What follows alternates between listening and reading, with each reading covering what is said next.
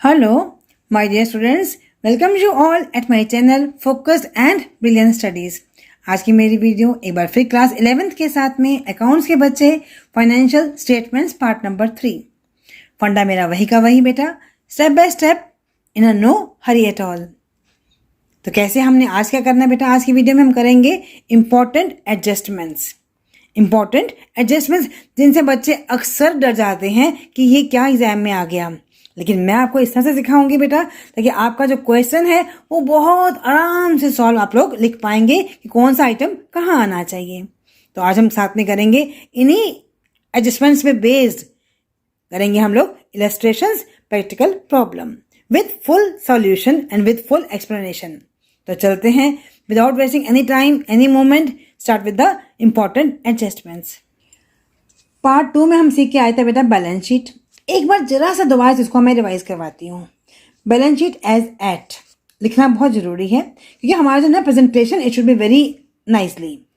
और दो sides liabilities और एसेट्स, मैंने बताया था आपको कि बैलेंस शीट दो तरीके से बनती है, एक in the form of liquidity, in the form of permanence.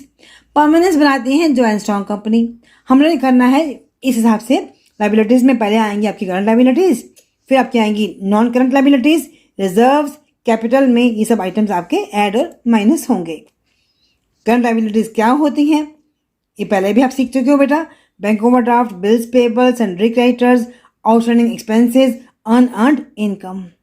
ऐसे ही नॉन करंट आपके होते हैं लॉन्ग टर्म लोन्स, ठीक है ना। फिर आपका आता है यहाँ पे current assets, cash in hand, cash at bank on the basis of the liquidity, right बेटा। बिल्स रिसीवेबल, पेबल यहाँ पे आता है, रिसीवेबल यहाँ पे आता है। आइटम्स में कंफ्यूज नहीं होना। Short term investments, sundry debtors, closing stock, prepaid expenses, accrued income. फिर आपका लॉन्ग टर्म इन्वेस्टमेंट्स, फिर नॉन करंट एसेट्स, मैंने जितनी भी आपकी होती है ना fixed assets, furniture, loose tool, motor vehicle, plant and machinery, land and building, patents, और लास्ट में आपका आया गुडविल। मालूम है आपको कि total of the balance sheet should be equal. इसमें कोई बैलेंस नहीं बचना चाहिए आपका। टोटल अगर आपका इक्वल आ गया तो मीन्स आपने जो क्वेश्चन है ना trading account, profit and loss account, और जो प्रॉफिट निकाला है आपने वो सब अपने रिकॉर्डिंग जो है, सब अपनी जो पोस्टिंग, सब कुछ जो है आपने सही किया हुआ है, राइट बेटा। चलो अब हम बढ़ते हैं अपनी एडजस्टमेंट्स की तरफ। हमने देखा कि हमें अपने फाइनेंशियल स्टेटमेंट्स में, फाइनल अकाउंट्स में हमने बनाने हैं तीन चीज़ें। एक बनाना है हमने ट्रेडिंग अकाउंट, एक बनाना है हमने प्रॉफिट एंड लॉस अकाउंट, फिर बनानी है हमने balance sheet for the year ending, और फिर एज एट, राइट बेटा। पहले मैंने आइटम लिया क्लोजिंग स्टॉक। क्लोजिंग स्टॉक जो हमें दिया होगा कहाँ पे, एडजस्टमेंट्स पे, एडिशनल इन्फॉर्मेशन के अंदर। ट्रायल बैलेंस के बाद आपको दिए होंगी एडजस्टमेंट्स बेटा। पहले मैंने लिया क्लोजिंग स्टॉक। क्लोजिंग स्टॉक की एंट्री क्या होती है, closing stock account debit to trading account. Closing stock account debit to trading account, right बेटा। और ये कहाँ आता है क्लोजिंग स्टॉक, ये आता है हमारा ट्रेडिंग अकाउंट के क्रेडिट साइड में, ट्रेडिंग अकाउंट के क्रेडिट साइड में। और फिर ये आता है आपका बैलेंस शीट में एसेट्स के पार्ट में। बैलेंस शीट में कहाँ आता है ये, एसेट्स में, राइट बेटा।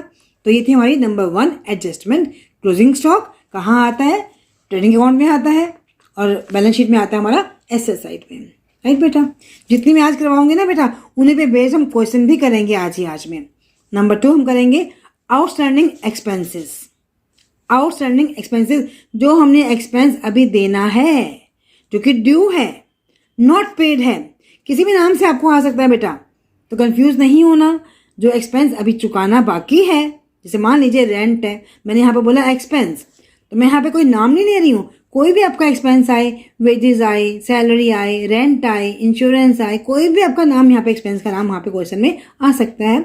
तो नाम क्या होगा, ड्यू बोले या नॉट पेड, जो देना बाकी है उसकी एंट्री क्या होगी, expense account debit to outstanding expense account. जैसे मैंने बोला आपको रेंट आउटस्टैंडिंग, या फिर क्या आ चुके हो जनरल एंट्रीज में बेटा, रेंट आउटस्टैंडिंग, तो क्या बोलोगे ma'am, rent account debit to rent outstanding. मैंने बोला आपको वेजेस आउटस्टैंडिंग, तो क्या बोलोगे, wages account debit to wages outstanding, ठीक है ना।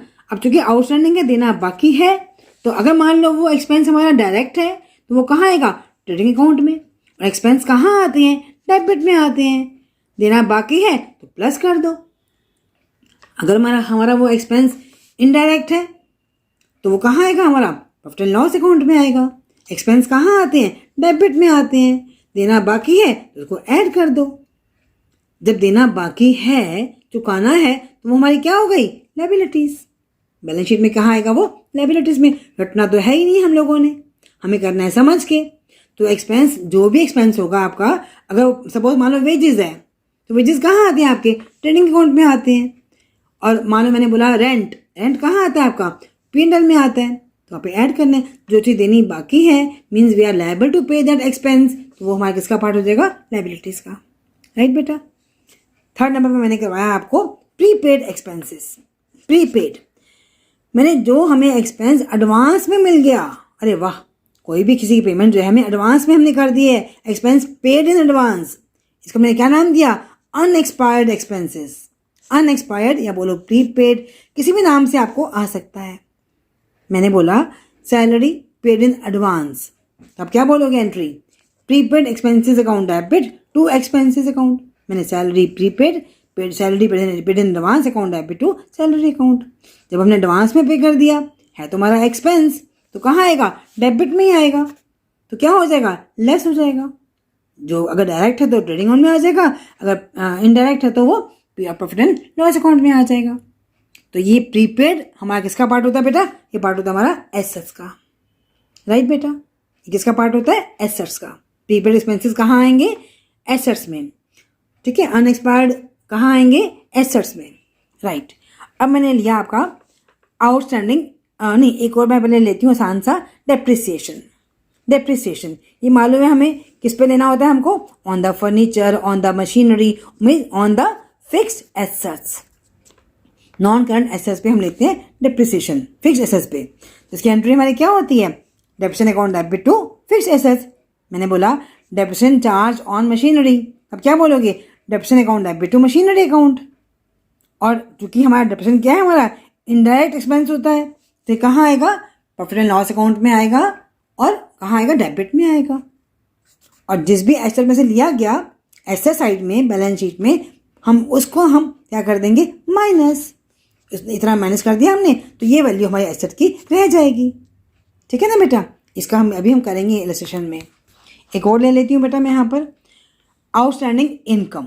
अब यहाँ पे इनकम क्या हो गई है? आउटस्टैंडिंग, अभी मिलनी बाकी है, अभी हमें इनकम रिसीव नहीं हुई, इनकम ड्यू है, एक्रूड है, किसी भी नाम से बोल सकते हो।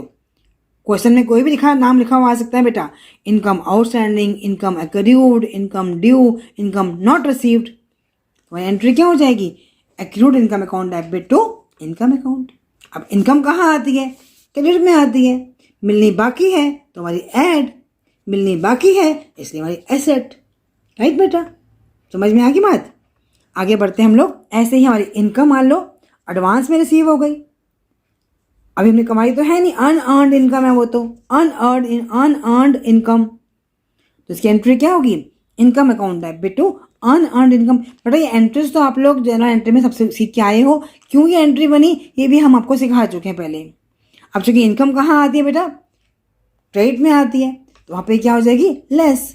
जब लेस हो रही तो क्या किसका पार्ट है? अभी लायबिलिटीज का। ठीक है ना बेटा। तो हम अभी इन्हीं पर ही मैं आपको करवाती हूँ एक इलस्ट्रेशन। बाकी के एडजस्टमेंट्स मैं आपकी नेक्स्ट वीडियो में लूँगी, ताकि हमें इतना ही पोर्शन जो हमारा पक्का हो जाए। देखो बेटा, मैंने एक क्वेश्चन लिया है, trial balance of Krishna Sagar. हमने बनाना है prepare trading account, profit and loss account, balance sheet as at 31 March 2021।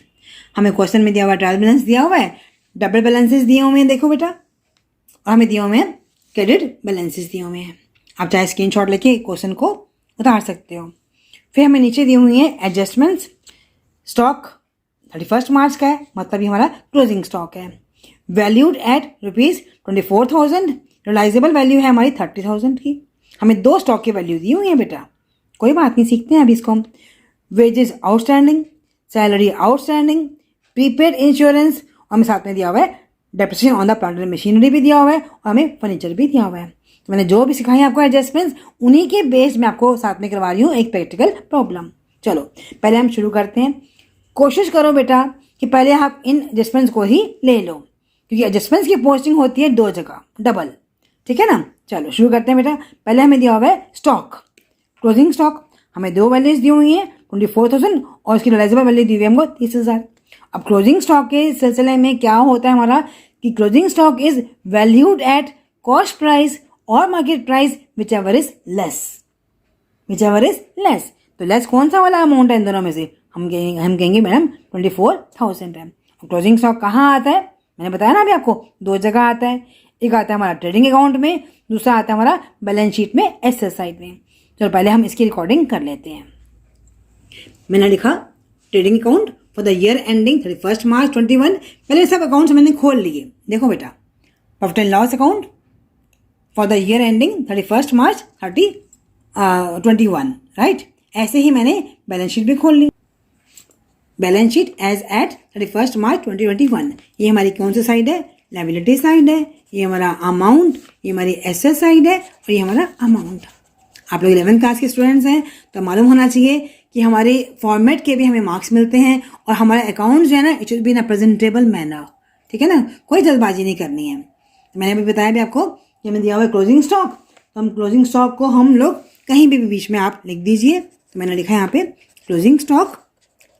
Balance sheet में कहीं टू एंड बाय नहीं आता, बच्चे अक्सर गलती कर जाते हैं बेटा, टू और बाय यहाँ पर भी लिख कर, ठीक है ना। बैलेंस शीट में लिख दिया मैंने एसेट साइड में क्लोजिंग स्टॉक। फिर मैंने लिखा यहाँ पे बैलेंस शीट ट्रेडिंग अकाउंट में बाय क्लोजिंग स्टॉक कितना है मेरा 24,000, राइट बेटा। पर्टिकुलर्स अमाउंट सब आपको लिखना बहुत जरूरी है बेटा। चलो ये हमारी क्लोजिंग स्टॉक का तो पूरी हो गई एडजस्टमेंट।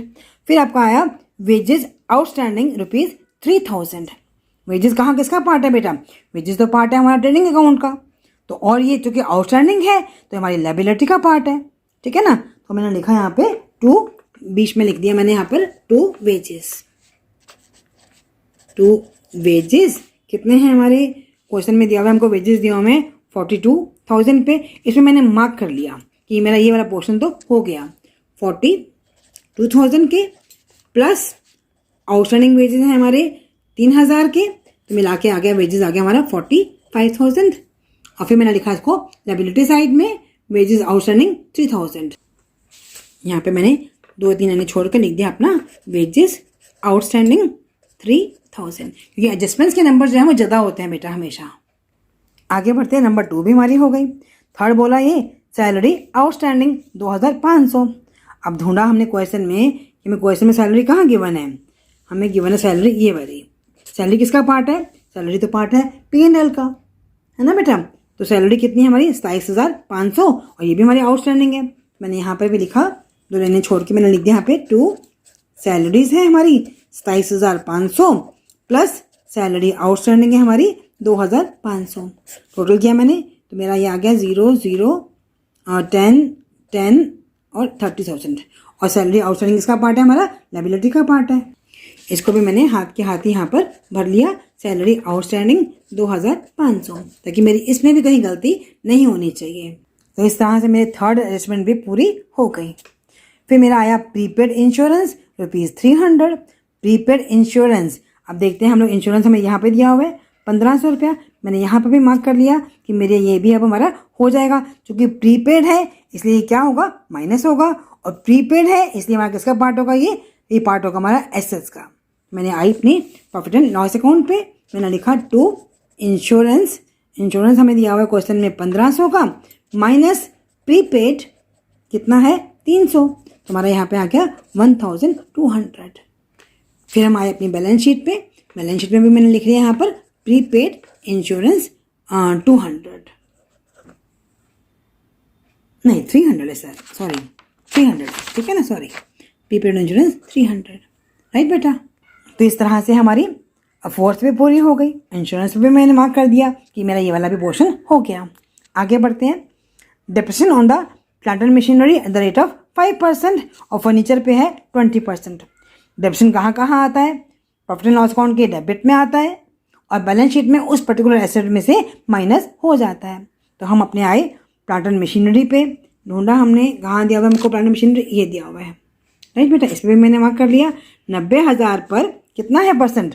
5% है, तो कितना हुआ 4,500।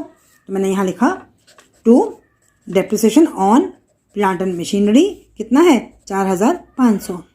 ऐसे ही मैंने लिखा टू डेप्रिसिएशन ऑन फर्नीचर अब ढूंढा मैंने कि फर्नीचर कहाँ पे है क्वेश्चन में, फर्नीचर तो यहाँ पे दिया हुआ है, हमें 8,000 दिया हुआ है और इसके ऊपर है 20%, तो मेरा कितना हो जाएगा 1,600, राइट बेटा। मैंने यहाँ पे लिखा 1,600। अब मैं आई अपनी बैलेंस शीट पे। बैलेंस शीट में मैंने लिखा पहले प्लांट एंड मशीनरी, कितना है प्लांट एंड मशीनरी हमें दी हुई है क्वेश्चन में 90,000। 90,000 में से माइनस किया मैंने डिप्रिसिएशन 4,500, मेरा ये आ गया 85,500, राइट बेटा। ऐसे मैंने लिखा फर्नीचर, फर्नीचर मेरा कितना था 8,000 का, माइनस मैंने लिखा डिप्रिसिएशन कितना था 1,600 करके माइनस आ गया मेरा 6,400। तो इस तरह से मेरी एडजस्टमेंट्स की एंट्री तो पूरी बेटा पूरी हर जगह पे हो गई। ठीक है बेटा। अब हम आते हैं अपने क्वेश्चन पे जो हमारे अब रह गए आइटम्स। पहला लिखा हमारा 2 ओपनिंग स्टॉक, मैंने लिखा है यहाँ पे ओपनिंग स्टॉक किसका पार्ट है हमारा 2 ओपनिंग स्टॉक, कितना है हमारा 20,000, राइट बेटा। आगे हम बढ़ते हैं 2 परचेजेस और यहाँ पे हमें दिया हुआ परचेज रिटर्न, तो हमने लिखा यहाँ पर 2 परचेजेस है ना, कितनी है परचेजेस हमारी 80,000 की और रिटर्न है हमारे 4,000 के, तो 80,000 माइनस परचेज रिटर्न। मालूम है ना बेटा रिटर्न की जगह पे लिखा होता अगर रिटर्न आउटवर्ड तो भी हमारा क्या होता वो परचेज रिटर्न ही होता, राइट बेटा। तो हमारा आगे हमारा ये भी पूरा हो गया, ये भी हो गया। आगे आया हमारे सेल्स रिटर्न पे, तुमने देखा सेल्स तो हमें यहाँ दी होंगी क्रेडिट में दी होंगी, तो सेल्स हमारी कितनी है 2,70,000 और सेल्स रिटर्न है हमारी 6,000 की, तो मैं यहाँ लिखा बाय सेल्स है ना बेटा, बाय सेल्स लिखा मैंने 2,70,000 माइनस सेल्स रिटर्न है हमारी 6,000 की, 6,000 की, तो ये हमारा आ गया 2,64,000। सेल्स रिटर्न की जगह पे क्या लिखा हो सकता है रिटर्न इनवर्ड, राइट बेटा। तो हमें ये भी हमारा हो गया, सेल्स भी हमारा हो गया। टिक मार्क करते जाना ताकि ऐसा ना कोई आइटम हमारा रह ना जाए। फिर आया हमारा कैरेज इनवर्ड और कैरेज आउटवर्ड। इनवर्ड पार्ट है डायरेक्ट एक्सपेंस का, आउटवर्ड पार्ट है हमारा इनडायरेक्ट एक्सपेंस का, तो लिखा हमने कैरेज इनवर्ड लिखा हम लोगों ने, यहाँ पे लिख दिया मैंने ट्रेडिंग अकाउंट में कैरेज इनवर्ड कितना है हमारा 3,600 और यहाँ लिखा मैंने 2 कैरेज आउटवर्ड, कितना है आउटवर्ड है हमारा 800, राइट बेटा। आगे बढ़ते हैं, ये भी इनवर्ड भी हो गया आउटवर्ड भी हो गया। फिर आपका पार्ट आया डेटर्स का, कितना है 52,000, डेटर्स पार्ट होता है हमारा एसेट साइड का, तो हम अपने आए बैलेंस शीट पे। एक बार ये भी देख लेते हैं, डेटर्स भी है, बिल रिसीवेबल भी है, कैश भी है, तीनों पार्ट हमारे किसके हैं एसेट साइड के हैं। तो पहले लिखो कैश है ना, ऑर्डर से लिखना चाहिए ना लोगों को। कैश लिखा मैंने, कैश लिखा, बिल रिसीवेबल लिखा और डेटर्स लिखा। कैश हमारा कितना है 6,300 का है और बिल रिसीवेबल हमारा 2,500 का है और डेटर्स हमारे कितने के हैं 52,000 के हैं, राइट बेटा। ये तीनों हो गए हमारे। आगे बढ़ते हैं हम, हमें दिया हुआ ट्रैवलिंग एक्सपेंसेस, ये तो पार्ट है हमारा इनडायरेक्ट एक्सपेंस का पार्ट है, तो लिखा मैंने यहाँ पे 2 ट्रैवलिंग एक्सपेंसेस, ये कितना है 3,700, राइट। तो हमारा ये भी पूरा हो गया। फिर आगे दिया हुआ है लाइटनिंग फैक्ट्री, ये तो फैक्ट्री लिखा हुआ है और सिंपल लिखा होता है लाइटनिंग, कुछ भी ना मेंशन किया होता तो ये हमारा पार्ट होता है प्रॉफिट एंड लॉस का। अब यहाँ लाइटनिंग फैक्ट्री लिखा ही हुआ है तो हमारा पार्ट है, ये हमारा डायरेक्ट एक्सपेंस है बेटा, तो हमने लिखा है इसको ट्रेडिंग अकाउंट में 2 फैक्ट्री लाइटनिंग, ठीक है ना बेटा। ये हमारे कितने की है 1,400 की है, ट्रेडिंग अकाउंट में आ गया, तो मैंने इस पर भी हमने मार्कअप कर दिया। फिर बचा हमारा रेंट और जनरल एक्सपेंसेस, ये दोनों रेंट और जनरल एक्सपेंसेस ये दोनों किसके पार्ट है हमारे P&L के पार्ट है, तो हमने यहाँ लिखा 2 रेंट और 2 जनरल एक्सपेंसेस है। रेंट हमारा कितने का है 7,200 का है और ये हमारा 10,500 का है, ये भी हमने मेंशन कर दिया। फिर बचा ड्राइंग्स, ड्राइंग्स तो हम माइनस करते हैं कैपिटल में से, तो उसको भी हम रोक देते हैं। आगे हम यहाँ बड़े, अब हमारा डेबिट तो पूरा हो गया ना बेटा, अब हम आए अपने क्रेडिट बैलेंसेस की तरफ में। परचेज रिटर्न भी हो गया हमारा। फिर आपका आया डिस्काउंट, डिस्काउंट दिया हुआ है हमको क्रेडिट साइड में, ध्यान रहे, तो इसका मतलब डिस्काउंट किसका पार्ट है हमारा प्रॉफिट एंड लॉस का पार्ट है, तो बाय डिस्काउंट रिसीव्ड होगा ना, इसका मतलब 5,200, राइट बेटा। फिर हमें दिया हुआ क्रेडिटर्स, बिल्स पेएबल और capital. Creditors, bills payable, capital, ये किसके पार्ट है? हमारे लायबिलिटीज के पार्ट है। तो हमने लिखा है यहाँ पर बिल्स पेएबल है और क्रेडिटर्स है, राइट। बिल्स पेएबल हमारे कितने के हैं? 1800 के हैं और क्रेडिटर्स हमारे कितने के हैं? 25,000 के हैं। फिर मैंने यहाँ लिखा कैपिटल। कैपिटल कितना है हमारा? गिवन है हमको 75,000 की। इसको अभी हमने इनर कॉलम में लिखा बेटा, हमने डिटेल्स वाले कॉलम में, क्योंकि अभी इसकी हमें ट्रीटमेंट आगे हमें इसमें प्रॉफिट को ऐड करना है। अगर लॉस आएगा तो उसको हमें माइनस करना पड़ेगा और ड्राइंग्स भी इसमें से माइनस अभी होंगी, राइट बेटा। तो अभी हमने पोस्टिंग हम सारी पोस्टिंग कर चुके हैं, डेबिट बैलेंस की भी, क्रेडिट बैलेंस की भी, और सब हम अपनी एडजस्टमेंट को भी अपनी पोस्टिंग हम कर चुके हैं। अब हम आते हैं अपने क्लोजिंग पे। क्लोज किया मैंने, टोटलिंग की मैंने इसकी मेरा ट्रेडिंग अकाउंट को मैंने पूरा करना पड़ेगा मुझे। ट्रेडिंग अकाउंट को मैंने क्लोज किया, टोटलिंग की हमने, तो यहाँ बन रहा है हमारा 2,88,000, 2,88,000, राइट बेटा। तो मैंने आंसर माइनस किया मैंने इसमें से, तो मेरा आंसर यहाँ पे आ गया। बैलेंस यहाँ बच रहा है मेरा, तो यहाँ बच रहा है तो ये मेरा क्या होगा? Gross profit. ग्रॉस प्रॉफिट कितना आ रहा है? माइनस करके आ रहा है ये हमारा 1,42,000, ठीक है ना। ये हमारा प्रॉफिट आ गया। इसको हमें ट्रांसफर करना है, ट्रांसफर टू P&L अकाउंट। ये ग्रॉस प्रॉफिट कहाँ ट्रांसफर होगा? यहाँ पे ट्रांसफर होगा। अगर लॉस आता है तो यहाँ ट्रांसफर होगा, इसलिए हमने एक लाइन छोड़ देते हैं पहले हम कि ट्रांसफर करने के लिए। ग्रॉस प्रॉफिट आएगा तो यहाँ ट्रांसफर होगा, लॉस आएगा तो यहाँ ट्रांसफर होगा। तो मैंने यहाँ लिखा by gross profit transferred from trading account, ठीक है बेटा। ये कितना अमाउंट था? 1,42,000। अब हमने इसको भी क्लोज कर दिया। टोटलिंग की मैंने, टोटलिंग करके मेरा कितना आ रहा है? ये 224, 1,94, नहीं 142 है ना, तो 5200 इधर आया, 1,47,200, ठीक है ना। अब मैंने इन आइटम्स की भी क्लोजिंग कर दी, निकाला मैंने आंसर अपना। तो मेरा टोटलिंग करके मैंने रफ में क्या ही हुआ था बेटा, मैंने यहाँ पे लिखा टू नेट प्रॉफिट। बैलेंस आ गया हमारा नेट प्रॉफिट। ये कितना आ रहा है मेरा? 87,700। ये कहाँ ट्रांसफर होगा? लिखा मैंने ट्रांसफर टू कैपिटल अकाउंट, 87,700, ठीक है ना बेटा। अब हम आए अपने कैपिटल अकाउंट पे, कैपिटल बैलेंस पे। इसमें मैंने ऐड किया नेट प्रॉफिट 87,700, ऐड किया 007 12 16, माइनस किया मैंने इसमें से ड्राइंग्स। याद है ना आपको, कैपिटल में से ड्राइंग आपकी माइनस होती है और ड्राइंग्स हमें दी हुई थी 18,000। तो टोटलिंग करके ये माइनस करके आया आपका 1,447,000, राइट बेटा। अब मैंने अपनी बैलेंस शीट की टोटलिंग की, डबल लाइन, राइट बेटा, डबल लाइन। तो टोटलिंग मैंने चेक जब की तो मेरा आ गया आंसर 177,000, 177,000, राइट बेटा। टोटलिंग मेरी मैच कर गई। मैंने सब आंसर, सब पोस्टिंग मेरी, एडजस्टमेंट्स की भी और बैलेंसेस की भी, हमारी सब कुछ एकदम करेक्टली हुआ है, हो गया। तो इस तरह से आपने एडजस्टमेंट्स की प्रैक्टिस करनी है। पहले तो बार बार इस क्वेश्चन को देखो, जितनी एडजस्टमेंट्स मैंने आज करवाई हैं उन पे ध्यान दीजिए बेटा, उन पे फोकस करो।